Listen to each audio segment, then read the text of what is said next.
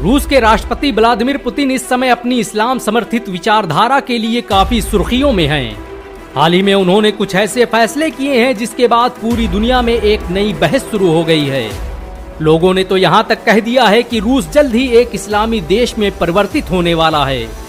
ताजा मामला इस्लामी banking system से जुड़ा हुआ है। व्लादिमीर पुतिन ने हाल ही में अपनी अर्थव्यवस्था को मजबूत करने और लोगों को फायदा पहुंचाने की नियत से रूस में इस्लामी बैंकिंग सिस्टम को लागू करने का फैसला किया है, जिसके बाद रूस दुनिया के उन चुनिंदा गैर मुस्लिम देशों में शामिल हो गया है जहां पर कुरान और हदीस पर आधारित इस्लामिक बैंकें मौजूद हैं। रूस पहला देश नहीं है जिसने इस्लामी बैंकिंग की शुरुआत की है, बल्कि इससे पहले अमेरिका, जापान, फ्रांस, जर्मनी और दुनिया के अन्य देशों में भी इसकी शुरुआत हो चुकी है। आपको ये जानकर शायद हैरानी हो कि इंग्लैंड में इस वक्त पूरे इस्लामी नियम और कानून के तहत इस्लामिक बैंकिंग सिस्टम लागू है। गौरतलब हो कि पिछले 10 सालों में इस्लाम रूस में सबसे तेजी से फैलने वाला धर्म बन चुका है। रूस में व्लादिमीर पुतिन के शासन में सबसे ज्यादा मस्जिदों और मदरसों का निर्माण किया गया और ये बात विरोधियों के लिए चिंता का विषय बन गई है। सोवियत यूनियन के टूटने और 1990 के दशक के बाद रूस का रुझान मुस्लिम देशों की तरफ ज्यादा रहा है और पुतिन के सत्ता में आने के बाद उसने सऊदी अरब, तुर्की, ईरान से ताल्लुकात काफी मजबूत कर लिए हैं। फिर चाहे डिफेंस का मामला हो या टेक्नोलॉजी का, इस समय ज्यादातर मुस्लिम देश कहीं ना कहीं प्रत्यक्ष या अप्रत्यक्ष रूप से रूस से जुड़े हुए हैं। यही वजह है कि व्लादिमीर पुतिन एक के बाद एक धार्मिक मामलों में भी मुसलमानों का साथ देते नजर आ रहे हैं। व्लादिमीर पुतिन का कहना है कि वो पायलट प्रोजेक्ट के तहत देश के कोने कोने में इस्लामी बैंकिंग सेवाओं की शुरुआत करेंगे और सुनिश्चित करेंगे कि लोगों को बगैर ब्याज और सूद के बैंकिंग सुविधाएं मुहैया कराई जाएं। गौरतलब हो कि इस्लाम में सूद और ब्याज को लेने और देने दोनों पर पूरी तरह से पाबंदी है। कुरान दुनिया की पहली किताब थी जिसने सूद और ब्याज से होने वाले सामाजिक नुकसान पर बहस की और दुनिया के सामने एक नया सिद्धांत पेश किया, जिसने आगे चलकर इस्लामी बैंकिंग सिस्टम को जन्म दिया। इस्लामी बैंकें अपना पैसा ऐसी जगहों पर नहीं लगाती हैं जो शराब, जुआ, तंबाकू, हथियार और सुअर के गोश्त जैसी हराम और प्रतिबंधित चीजों का कारोबार करती हों।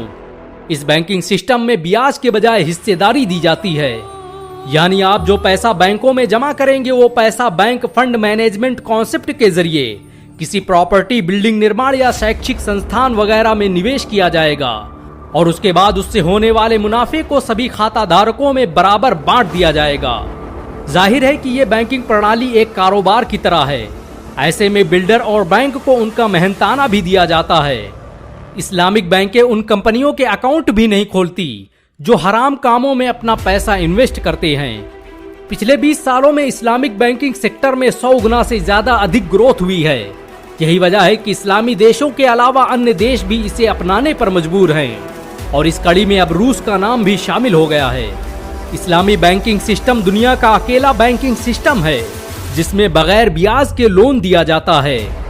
आपको ये जानकर शायद हैरानी हो कि कुवैत में एक मलेशियाई इस्लामिक बैंक से कर्ज लेने वाले 60% लोग गैर मुस्लिम हैं, जो दर्शाता है कि इस्लामी बैंकिंग सिस्टम गैर मुस्लिमों के बीच भी कितना पॉपुलर हो रहा है।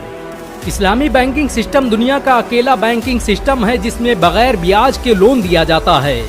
इससे पहले 2009 में मनमोहन सिंह की सरकार में भारत में भी इस्लामिक बैंकिंग सिस्टम को लागू करने की कोशिश की गई थी, लेकिन धार्मिक दबाव के चलते वो ऐसा नहीं कर पाए।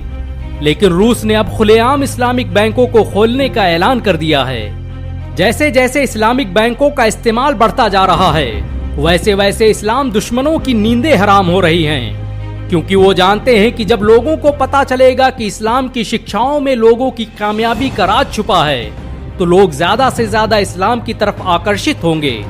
एक मजहब का बैंकिंग सिस्टम में इस्टेब्लिश्ड हो जाना यूरोप और अमेरिका के लिए किसी खतरे से कम नहीं होगा। भारत चाहे जितना इस्लामिक बैंकिंग से बचने की कोशिश करे, लेकिन एक ना एक दिन उसे इसकी आगोश में आना ही होगा। पिछले दिनों दिल्ली की एक एसेट मैनेजमेंट कंपनी ने सेबी से इस्लामी म्यूचुअल फंड लॉन्च करने के लिए संपर्क किया था।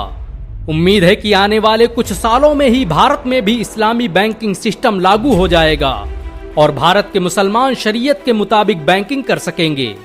वैसे क्या भारत में भी इस्लामी बैंकें खुलनी चाहिए? नीचे कमेंट में जरूर बताएं। अगर एक मुसलमान होने के नाते आपको गर्व महसूस हुआ हो तो इस वीडियो को लाइक और शेयर जरूर करें।